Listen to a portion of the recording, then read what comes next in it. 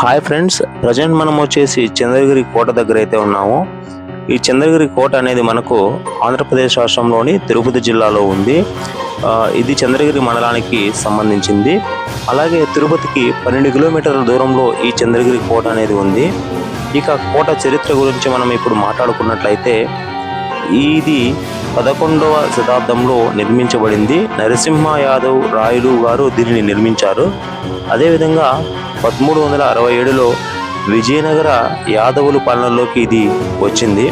తర్వాత అత్యంత ప్రసిద్ధి చెందినటువంటి విజయనగర చక్రవర్తి శ్రీకృష్ణదేవరాయలు పెనుగొండలో పట్టాభిషేకం చేసేంత వరకు ఇక్కడ యువరాజుగా ఉండి ఈ కోటలో ఉన్నారంట.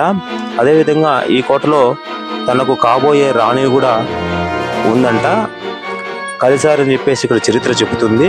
అక్కడ రాణిగారి కోటను ఇక్కడ రాణి మహాల్గా పిలుస్తారు. ఇంకా అదేవిధంగా మనకు క్రీస్తు శకం 1565లో జరిగిన రాక్షస తంగిడి యుద్ధంలో తర్వాత విజయనగర పాలకులు రాజధానిని హంపి నుండి ఇక్కడికి తరలించేందున ఇక్కడ చంద్రగిరి మరియు పెనుగొండ ఎక్కువ ప్రాధాన్యతను సంతరించుకున్నాయన్నమాట. ఈ కోట మొత్తం 25.5 ఎకరాలలో మనకు విస్తరించి ఉంది.